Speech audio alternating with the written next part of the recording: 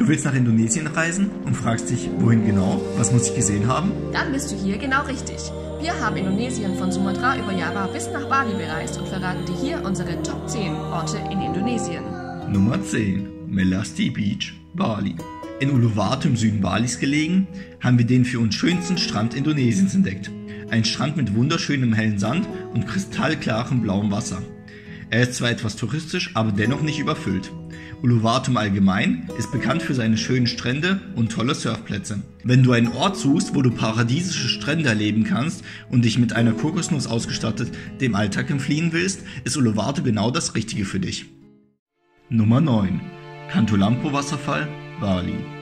Ebenfalls auf Bali gelegen, befindet sich der Wasserfall nur 30 Minuten Rollerfahrt vom kulturellen und spirituellen Zentrum Ubud entfernt. Wir waren früh morgens dort und hatten den Wasserfall ein paar Minuten für uns alleine. Mit dem vorgelagerten Wasserbecken kannst du hier auch wunderbar baden, wenn du vorsichtig bist, auch auf den Felsvorsprung und herumklettern. Wer jedoch später kommt, muss sich sicherlich auf große Menschenmassen einstellen. Deshalb unsere Empfehlung, kommt vor 8 Uhr morgens. Dann dürften noch nicht so viele Touristen vor Ort sein. Nummer 8. Jakarta. Die Hauptstadt Indonesiens gilt als eine der dreckigsten Städte der Welt und ist mit seinen 10,5 Millionen Einwohnern beim ersten Besuch eine Wucht. Die Metropole ist laut, dreckig und stinkt. Und ein Spaziergang über die Gehwege kann teilweise lebensgefährlich sein. Trotzdem hat uns Jakarta mächtig beeindruckt. Die Stadt hat wenig klassische Sehenswürdigkeiten, ist aber dennoch sehenswert und bietet aufgrund der wenigen Touristen einen relativ ungefilterten Einblick in das Leben der Großstadt Indonesier. Was auf keinen Fall fehlen darf, lasst euch mit einem Scooter durch die Innenstadt fahren und erlebt die mehrfachen Adrenalinschübe, während ihr zwischen den aufgestauten LKWs und Autos hinweggleitet. Wir empfehlen euch, die Stadt mindestens 2 Tage zu besichtigen, um ein Gefühl für diesen Großstadtdschungel zu bekommen.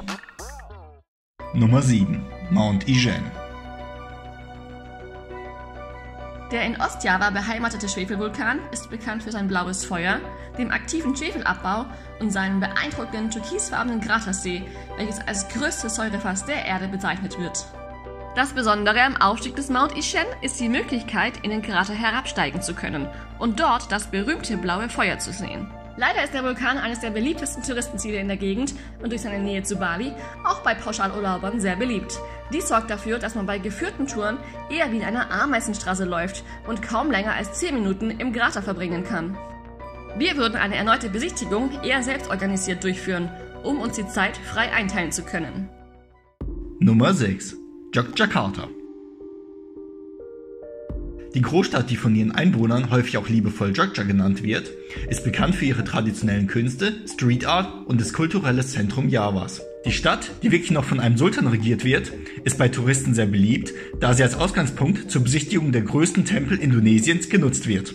Die City mit mehr als 400.000 Einwohnern hat jedoch auch für sich gestellt viel zu bieten.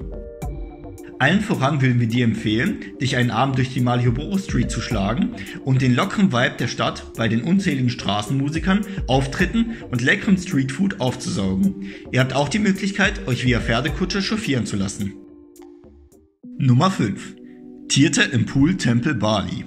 Der von Ubud ca. 45 Minuten entfernte balinesisch-hinduistische Wassertempel ist bekannt für sein Quellwasser und die rituellen Waschungen in seinem Wasserbecken.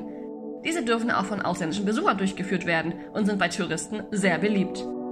Wer mag, kann sich im Tirta Empul, was wörtlich übersetzt so viel wie sprudelnde Quelle bedeutet, für wenig Geld einen Badesarong ausleihen und mit Hilfe eines freundlichen Guides die spirituelle Wasserzeremonie durchführen.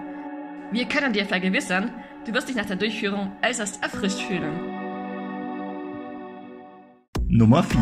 Nusa Lembongan, Nusa Ceningan. Wenn du ein richtig verschlafenes Inselfeeling wünschst und du nicht allzu weit von Bali wegreisen möchtest, bieten dir diese 2 vorgelagerten Inseln die perfekte Lösung. Einfach mal den ganzen Trubel beiseite lassen und die verträumte Kulisse dieser 2 Inseln, welche mit der kleinen Yellow Bridge verbunden sind, genießen. Hier könnt ihr einige tolle Sehenswürdigkeiten entdecken, wie zum Beispiel den Devil's Tier oder die Blue Lagoon. Könnt an einem der vielen schönen Stränden verweilen und den Tag am Sunset Point bei einem wunderschönen Sonnenuntergang abschließen. Das absolute Highlight auf Nusa Lembongan ist jedoch die Möglichkeit, mit Mantas zu schnorcheln. In der Nähe der Insel gibt es einen Spot, wo die Wahrscheinlichkeit sehr hoch ist, welche zu sichten. Wir hatten leider eine Woche mit zu viel Wellengang erwischt, weshalb wir kein Glück hatten. Dies ist für uns auch der Grund, warum wir auf jeden Fall zurückkommen wollen. Nummer 3. Prambanan. Der Prambanan-Tempelkomplex ist die größte hinduistische Tempelanlage in Indonesien und einer der größten hinduistischen Tempel in Südostasien. Der Tempel ist von Jogja aus mit dem Roller innerhalb 45 Minuten zu erreichen und bietet euch auf dem Gelände noch 3 weitere Tempel zu besichtigen. Vor allem der buddhistische Sewu-Tempel hat uns sehr beeindruckt. Ein Pluspunkt: bis dorthin gehen nur die wenigsten Touristen, weshalb dort fast nichts los ist. Der Tempeleintritt ist zwar relativ teuer, du kannst dir aber ein 2-Tages-Kombi-Ticket mit dem Borobudur-Tempel kaufen, was den Eintritt für jeden Tempel einzeln reduziert. Der Borobudur ist die größte buddhistische Tempelanlage der Welt und ist der wahrscheinlich noch bekanntere Tempel unter den beiden. Leider darf man seit der Wiedereröffnung nach Corona den Tempel nicht mehr besteigen, was dem Erlebnis einen deutlichen Dämpfer verpasst hat. Deshalb hat es der Borobudur nicht in unsere Top 10 geschafft. Wir würden euch jedoch dennoch empfehlen, beide Tempel zu besichtigen, wenn ihr in Yogyakarta seid. Nummer 2. Mount Bromo. Der Bromo ist ein Stratovulkan, der sich im östlichen Teil von Java befindet. Der 2329 Meter hohe Lavariese ist einer der aktivsten Vulkane auf Java und ist 2019 das letzte Mal ausgebrochen. Man kann den stets rauchenden Krater über Treppen gut besteigen und wird mit einer sagenhaften Aussicht in das Innere des Vulkans und die Umgebung des Nationalpark Bromo Tengger Semeru belohnt. Besonders der Blick auf den Nachbarvulkan Batok bietet ein malerisches Landschaftsbild. Das Gefühl, auf dem Kraterrand zu stehen, die Luft gefüllt mit Schwefeldämpfen, ist ein unvergessliches Erlebnis und für uns ein Must-Do. Wir würden dir empfehlen, den Aufstieg am Nachmittag zu machen, so meidest du die Touristenmassen, die am Vormittag kommen.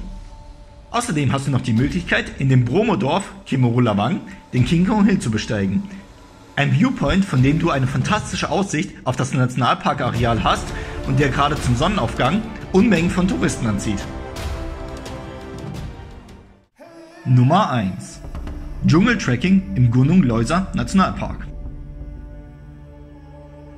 Der Gunung Leuser Nationalpark ist eines der größten Naturreservate Indonesiens und liegt im Norden Sumatras.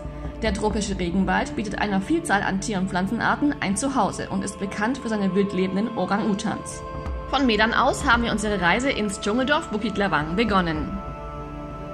Von dort aus sind wir gemeinsam mit unserem Guide 3 Tage und 2 Nächte durch den Dschungel getrackt und haben das Wildleben dieses unfassbar schönen Tropenparadieses erforscht.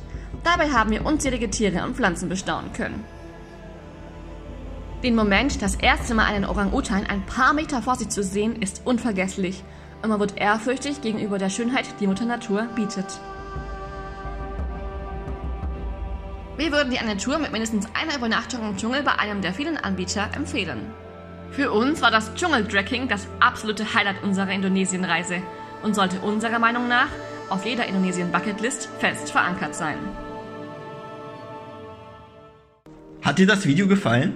Wenn du nun zu den einzelnen Punkten mehr wissen möchtest, abonniere uns und schau doch gerne in unsere Indonesien-Playlist. Dort gibt es viele weitere Informationen.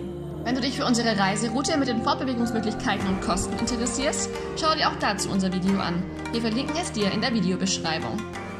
Ihr wart schon mal in Indonesien und habt in dem Video euer Top-Highlight vermisst? Dann schreibt es gerne in die Kommentare. Wir sehen uns im nächsten Video.